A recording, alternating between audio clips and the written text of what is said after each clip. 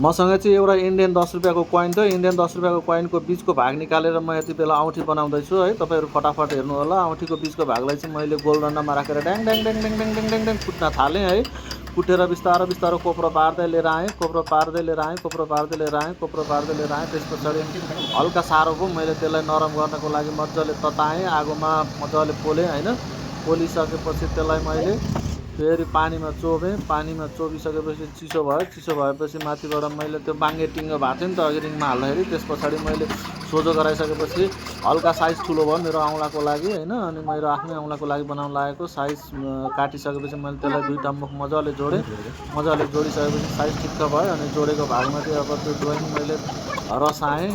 Welding गरिसकेपछि पानीमा चोबेर फेरि मैले त्यसलाई रिङमा हालेर गोलदण्डमा हालेर मैले त्यसलाई मजाले गोलो बनाएँ। काठले माथिबाट ट्याक ट्याक हानेर औँलाको साइज पनि ट्याक्क मिल्यो मेरो होइन।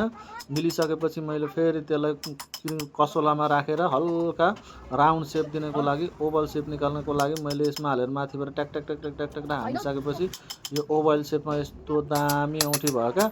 अनि हल्का बाङ्गे टिङ्गो थियो नि त, त्यसलाई फेरि सोझ्याउनको लागि किर्किटामा राखेर गोलदण्डामा हालेर मैले त्यसलाई मजाले सिधा पारिसकेपछि अब यसलाई फिनिसिङ दिन जाँदैछु। फिनिसिङ दिनलाई मैले मजाले चारैतिर दायाँ बायाँ तलमाथि सब मजाले रेतेँ होइन।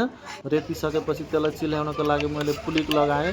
पुलिक चाहिँ स्टिलको हुन्छ। स्टिलको पुलिक मजाले माथिबाट घोटिसकेपछि यो एकदम चिल्लो हुन्छ क्या, रेतेको दागहरू सबै मेटेर जान्छ। त्यस पछाडि मैले अझ चिल्लो पार्नको लागि मेसिनमा ब्रस लगाएर ब्रसले मजाले दागहरू सबै चिल्लो हुने गरी घोटेँ।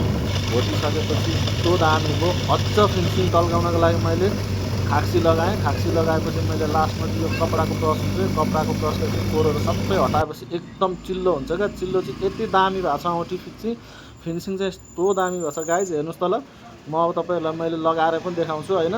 यस्तो मजाले टल्केको छ। पञ्चधातुको हुन्छ क्या यो पैसा चाहिँ। यो पैसा चाहिँ यस्तो दामी हुन्छ। तपाईँहरूसँग पनि छ भने मसँग ल्याएर बनाउन सक्नुहुन्छ। आफ्नै अनुहार हेऱ्यो भने पनि टिलिक्क टल्केर देखिने खालको छ क्या यो औँठी चाहिँ। हातमा लगाएर पनि देखाएको छु मैले। हात चाहिँ तपाईँहरूले नहेर्नु होला, हामी काम गर्ने मान्छेको हात यस्तै हो, पुस्रो ड्राई छ होइन। ठेला उठेर यस्तो भएको छ। औँठी चाहिँ तपाईँहरूले एकदम ध्यान दिएर हेर्नु भने यस्तो मस्त औँठी बनाएको छु मैले होइन। कुनै कुनै सामान त यस्तो दामी हुन्छ कि आफैले लोभ लाग्दो हुन्छ क्या।